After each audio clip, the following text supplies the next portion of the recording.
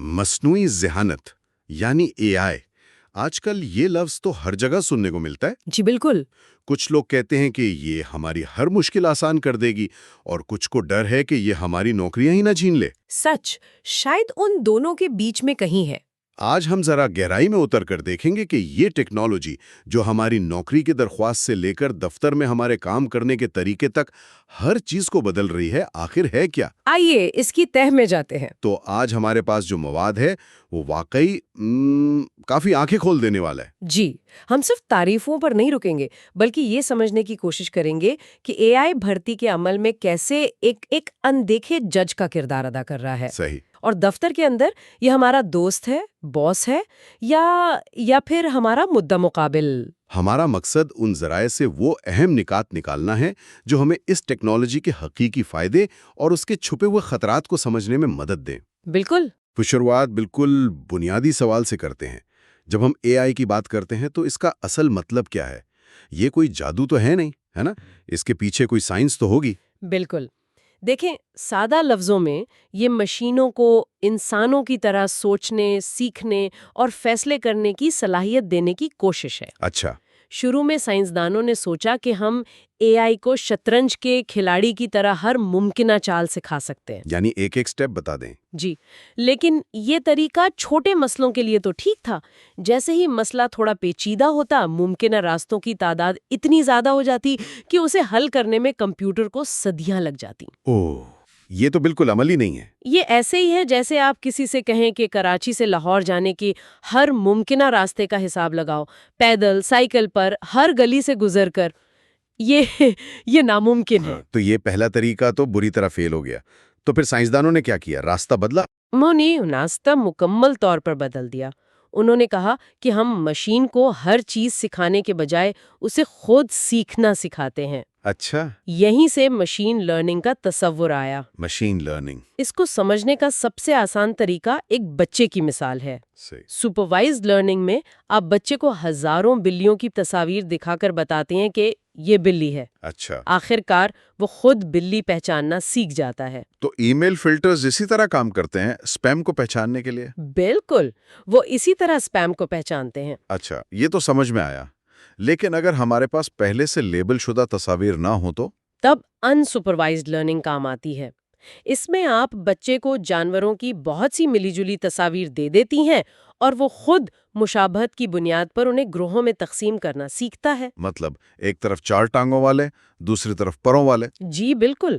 اس سے ابھی یہ نہیں معلوم کہ کسے بلی کہتے ہیں اور کسے چڑیا، لیکن اس نے پیٹرن پہچان لیا ہے۔ صحیح۔ ای کامرس ویب سائٹس اسی طریقے سے کسٹمرز کو ان کی شاپنگ کی عادات کی بنیاد پر گروپس میں تقسیم کرتی ہیں۔ اور ایک تیسرا طریقہ بھی ہے، ری انفورسمنٹ لرننگ۔ وہ کیا ہے؟ اسے آپ ایک پالتو جانور کو ٹریننگ دینے جیسا سمجھیں۔ اچھا۔ اچھے کام پر انعام، غلط کام پر نہیں۔ اے آئی ایجنٹ بھی اسی طرح تجربے سے سیکھتا ہے۔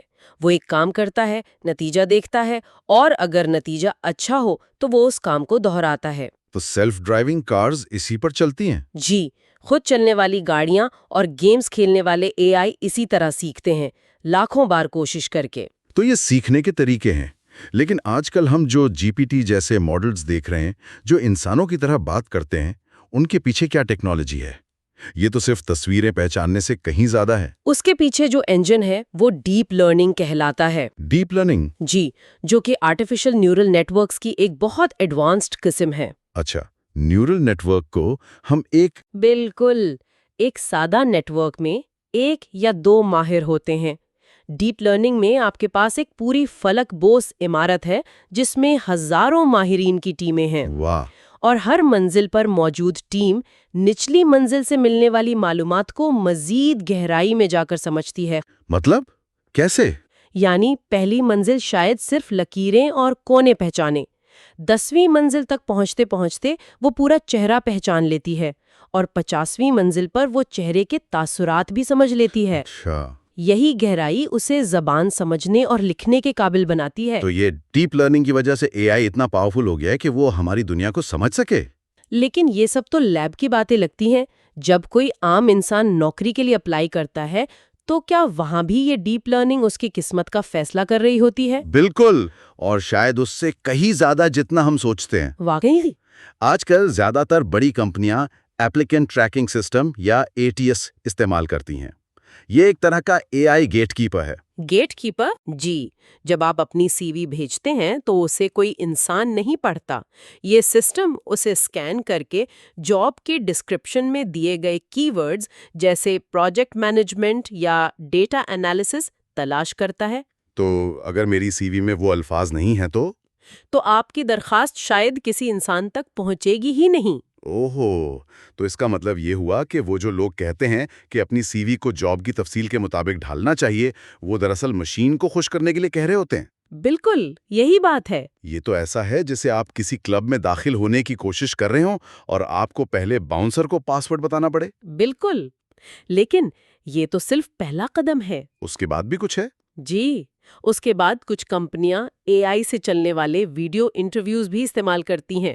اس میں آپ کیمرے کے سامنے سوالوں کے جواب دیتے ہیں اور AI آپ کی گفتگو کے انداز، الفاظ کے چناؤ، خود اعتمادی اور یہاں تک کہ چہرے کے تاثرات کا بھی؟ جی، چہرے کے تاثرات کا بھی تجزیہ کرتا ہے تاکہ یہ اندازہ لگایا جا سکے کہ آپ اس نوکری کے لیے موزوں ہیں یا نہیں۔ ایک منٹ، ایک مشین میرے چہرے کے تاثرات سے یہ فیصلہ کرے گی کہ میں پر اعتماد ہوں یا نہیں؟ یہ تو بہت ہی عجیب اور کچھ حد تک پریشان کن بھی لگتا ہے۔ کیا ایک مشین واقعی انسانی جذبات کی باریکیوں کو سمجھ سکتی ہے؟ ہو سکتا ہے میں قابل ہوں لیکن صرف کیمرے کے سامنے نروس ہو جاؤں۔ آپ نے بالکل صحیح جگہ انگلی رکھی ہے۔ یہی وہ نقطہ ہے جہاں AI کا استعمال متنازع ہو جاتا ہے۔ اور اس کی وجہ؟ اور اس کی سب سے بڑی وجہ ہے الگورتھمک تعصب، یعنی الگورتھمک بائس۔ اچھا۔ مسئلہ یہ ہے کہ AI خود سے کچھ نہیں سوچتا، وہ صرف اس ڈیٹا سے سیکھتا ہے جو اسے دیا جاتا ہے۔ تو اگر ڈیٹا ہی متاثر ہو؟ بالکل، اگر ماضی میں کسی کمپنی نے کسی خاص کردار کے لیے زیادہ تر مردوں کو نوکری دی ہے تو AI اس ڈیٹا سے یہ سیکھ سکتا ہے کہ مرد ہونا اس نوکری کے لیے ایک مثبت خصوصیت ہے۔ لیکن وہ یہ جان بوجھ کر تو نہیں کر رہا ہوگا؟ نہیں، وہ تو صرف ایک پیٹرن کو دہرا رہا ہے جو اس نے ڈیٹا میں دیکھا ہے۔ لیکن AI استعمال کرنے کا ایک بڑا مقصد تو انسانی تعصب کو ختم کرنا تھا نا؟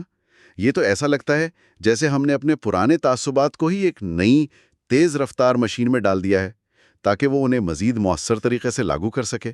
یہ ایک بہت بڑا چیلنج ہے اور اس کی کچھ حقیقی مثالیں کافی تشویشناک ہیں۔ مثلاً امریکہ میں ایک سسٹم استعمال ہوتا تھا، کامپاس۔ اس کا کام یہ پیش گوئی کرنا تھا کہ ایک مجرم کے دوبارہ جرم کرنے کا کتنا امکان ہے۔ ٹھیک ہے۔ بعد میں ایک تحقیق سے پتہ چلا کہ یہ سسٹم سیاہ فام مدعا علیحان کے لیے مسلسل زیادہ خطرے کی پیشگوئی کر رہا تھا، یہاں تک کہ جب ان کا مجرمانہ ریکارڈ سفید فام مدعا علیحان جیسا ہی ہوتا تھا۔ یعنی سسٹم نے تاریخی ڈیٹا میں موجود نسلی تعصب کو سیکھ لیا تھا۔ جی بالکل۔ یہ تو بہت خوفناک بات ہے۔ اس کا مطلب ہے کہ لوگوں کی زندگیاں ایک ایسے الگورتھم کی وجہ سے متاثر ہو رہی تھیں جو خود متعصب تھا۔ بالکل۔ ایک اور مشہور مثال گوگل فوٹوز کی ہے۔ کچھ سال پہلے اس کے AI نے غلطی سے سیاہ فام لوگوں کی تصویروں کو گوریلا کے طور پر لیبل کر دیا تھا۔ کیا؟ جی، اس کی وجہ یہ نہیں تھی کہ سسٹم نسل پرست تھا، بلکہ یہ تھی کہ اسے تربیت دینے والے ڈیٹا میں سیاہ فام لوگوں کی تصاویر کی بہت کمی تھی۔ اس کی تصویروں کی کتاب نامکمل تھی۔ تو ان مثالوں سے ایک بات واضح ہو جاتی ہے، AI صرف اتنا ہی غیر جانبدار ہو سکتا ہے جتنا وہ ڈیٹا جس پر اسے تربیت دی گئی ہو۔ بالکل۔ تو ٹھیک ہے، مان لیتے ہیں کہ آپ کسی طرح اس AI گیٹ کیپر کو پار کر کے نوکری حاصل کر لیتے ہیں۔ اب آپ دفتر میں ہیں، وہاں کیا ہوتا ہے؟ کیا وہاں بھی AI آپ کی زندگی پر اثر انداز ہوتا ہے؟ وہاں AI کے دوہرے اثرات نظر آتے ہیں۔ یہ ایک طرف تو بہت بڑا مددگار ثابت ہو سکتا ہے اور دوسری طرف ایک نیا درد سر بھی بن سکتا ہے۔ اچھا، پہلے پازیٹیو پہلوؤں کی بات کرتے ہیں۔ صحت اور حفاظت کے شعبے میں اس کا استعمال شاندار ہے۔ روبوٹس کو ایسے خطرناک ماحول میں کام کرنے کے لیے استعمال کیا جا سکتا ہے جہاں انسانوں کی جان کو خطرہ ہو، جیسے کیمیائی پلانٹس یا کان کنی۔ اور دفتری کاموں میں؟ اسی طرح AI سے چلنے والے چیٹ باٹس کال سینٹرز کے دباؤ والے کام کو سنبھال سکتے ہیں، جس سے انسانی ملازمین پر ذہنی بوجھ کم ہوتا ہے۔ ہمارے ذرائع میں پہننے والے سینسرز کا بھی ذکر تھا، یہ کیسے کام کرتے ہیں؟ یہ بہت دلچسپ ہے۔ فیکٹریوں اور گوداموں میں مزدوروں کو ایسے سینسرز پہنائے جا سکتے ہیں جو ان کی حرکات و سکنات پر نظر رکھتے ہیں۔ اچھا۔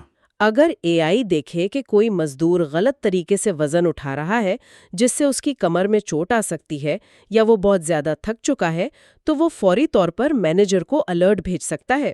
یہ تو واقعی بہت مفید ہے۔ یہ تو ایک طرح سے کام کی جگہ پر ایک محافظ فرشتہ رکھنے جیسا ہے۔ لیکن ظاہر ہے اس کے منفی پہلو بھی ہوں گے۔ جی، منفی پہلو زیادہ تر نفسیاتی ہیں۔ سب سے بڑا مسئلہ نگرانی میں اضافہ ہے۔ نگرانی؟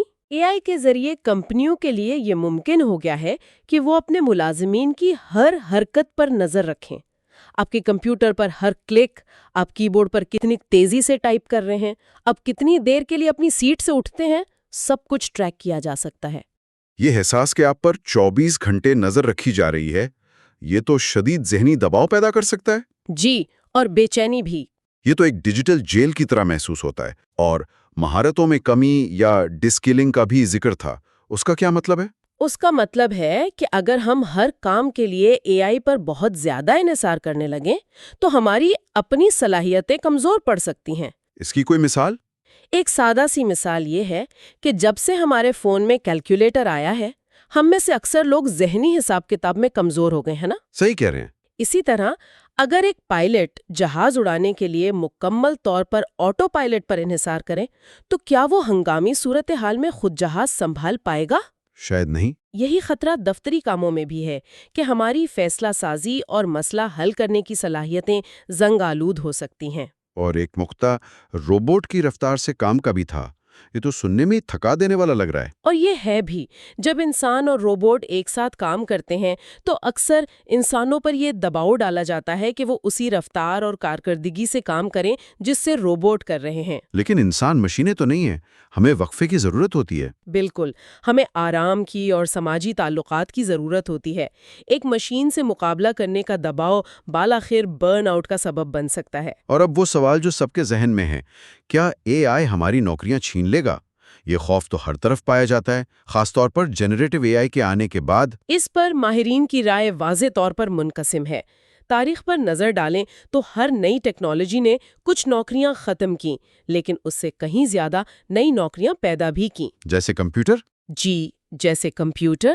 لیکن بہت سے ماہرین کا ماننا ہے کہ اے آئی کے معاملے میں ہم ایک نامعلوم علاقے میں داخل ہو رہے ہیں، کیونکہ یہ پہلی بار ہے کہ کوئی مشین سوچنے والے کام بھی کر سکتی ہے۔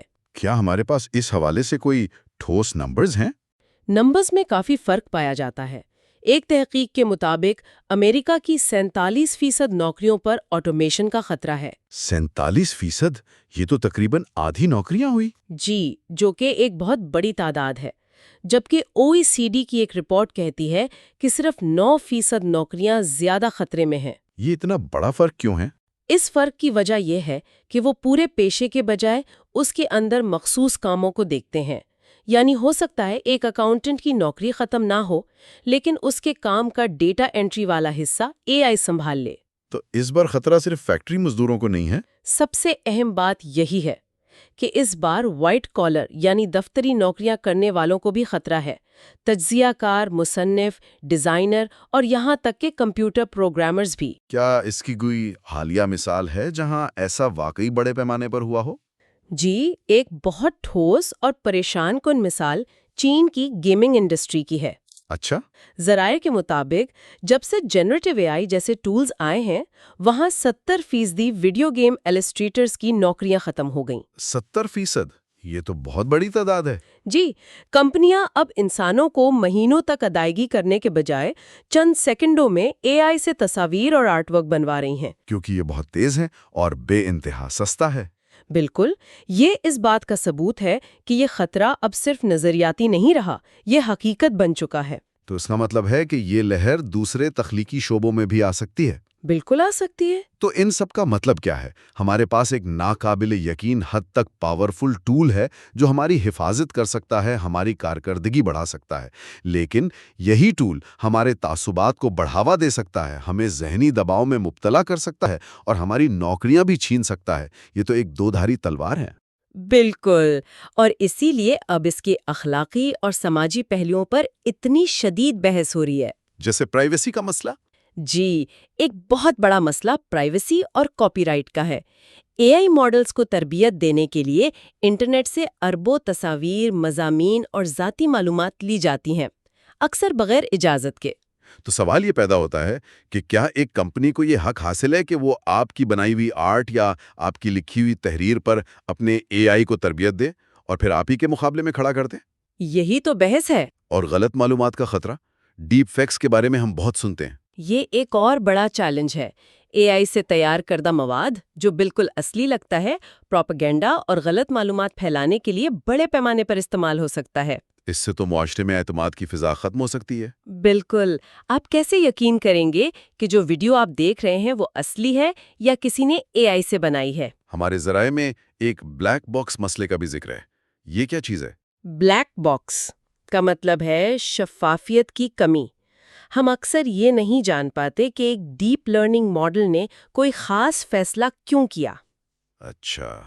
اس کی ایک بہترین اور خوفناک مثال جلد کے کینسر کی تشخیص کرنے والے ایک اے آئی سسٹم کی ہے۔ وہ سسٹم بہت کامیاب سمجھا جا رہا تھا اور 90% درستگی کے ساتھ کینسر کی تشخیص کر رہا تھا۔ واہ، یہ تو شاندار ہے۔ بظاہر تو شاندار ہے، لیکن جب محققین نے گہرائی میں جا کر دیکھا تو پتہ چلا کہ وہ سسٹم کینسر والی جلد کو نہیں پہچان رہا تھا، تو پھر وہ کیا پہچان رہا تھا؟ بلکہ وہ ان تصاویر کو کینسر والی قرار دے رہا تھا جن میں پیمائش کے لیے ایک رولر بھی موجود ہوتا تھا۔ ایک منٹ، کیا؟ جی، کیونکہ ڈاکٹرز اکثر کینسر والی جگہ کی پیمائش کرنے کے لیے اس کی تصویر رولر کے ساتھ کھینچتے ہیں۔ سسٹم نے غلط چیز سیکھ لی تھی۔ تو آپ کہہ رہے ہیں کہ کینسر کی تشخیص کرنے والا اے آئی دراصل کینسر نہیں بلکہ تصویر میں موجود پیمانے کو پہچان رہا تھا۔ یہ تو بہت ہی خوفناک بات ہے۔ جی، اور شفافیت نہ ہونے کی وجہ سے یہ جان لیوا غلطی مہینوں تک پکڑی نہیں جا سکی۔ اس کا مطلب ہے کہ ہم ایسی چیزیں بنا رہے ہیں جن کے فیصلوں پر ہم خود بھی بھروسہ نہیں کر سکتے۔ بالکل، اور یہ ہمیں آخری اور سب سے بڑے خطرے کی طرف لے جاتا ہے، وجودی خطرہ۔ وجودی خطرہ یعنی ایگزسٹینشل رسک؟ جی، اسٹیون ہاکنگ اور جیفری ہنٹن جیسے بڑے سائنسدانوں نے اس بارے میں خبردار کیا ہے۔ یہ خطرہ سائنس فکشن کی طرح روبوٹس کی بغاوت کا نہیں ہے۔ تو پھر کیا ہے؟ خطرہ یہ ہے کہ اگر ہم نے ایک ایسی سپر انٹیلیجنس بنا دی جو انسانی ذہانت سے کہیں زیادہ ہو سکتا ہے کہ ہم اسے کنٹرول نہ کر پائیں۔ اچھا۔ اگر اسے کوئی سادہ سا ہدف دے دیا جائے، جیسے دنیا میں زیادہ سے زیادہ پیپر کلپس بناؤ، تو وہ اس مقصد کو حاصل کرنے کے لیے دنیا کے تمام وسائل استعمال کر سکتی ہے، بشمول وہ وسائل جن پر انسانی زندگی کا انحصار ہے۔ جی۔ اسے اس بات کی پرواہ نہیں ہوگی کہ اس کے اعمال انسانیت کے لیے تباہ کون ہیں، کیونکہ اس کا مقصد تو صرف پیپر کلپس بنانا تھا۔ یہ ایک انتہائی مثال ہے، لیکن یہ اس خطرے کی نوعیت کو واضح کرتی ہے۔ بالکل۔ تو آج کی گفتگو کا خلاصہ یہ ہے کہ مصنوعی ذہانت ایک انقلابی ٹیکنالوجی ہے جو ہماری بھرتی اور کام کرنے کے طریقوں کو مکمل طور پر بدل رہی ہے۔ یہ ہمیں بے پناہ کارکردگی اور حفاظت تو فراہم کرتی ہے، لیکن اس کے ساتھ تعصب، بے روزگاری، نگرانی اور یہاں تک کہ کنٹرول کھونے جیسے سنگین خطرات بھی لاتی ہے۔ بالکل، اور سامعین کے لیے سوچنے کا ایک نقطہ یہ ہے، ہمارے ذرائع یہ واضح کرتے ہیں کہ اے آئی کو منصفانہ بنانا ایک بہت بڑا چیلنج ہے، کیونکہ انصاف کی تعریف خود بہت پیچیدہ ہے۔ صحیح۔ تو حتمی سوال یہ نہیں ہے کہ کیا اے آئی ہمارے کام کر سکتا ہے، بلکہ یہ ہے کہ کیا ہم اسے ایسی اقدار پر بنا سکتے ہیں جن کی ہم خواہش کرتے ہیں، بجائے ان تعصبات کے جو ہماری تاریخ کا حصہ رہے ہیں۔ کیا اے آئی ایک آئینہ ہے جو ہمیں ہماری اپنی خامیاں دکھا رہا ہے؟ یا یہ ایک ایسا آلہ ہے جو ہمیں ان خامیوں پر قابو پانے میں مدد دے سکتا ہے؟ اس سوال کا جواب ہی ہمارا مستقبل طے کرے گا۔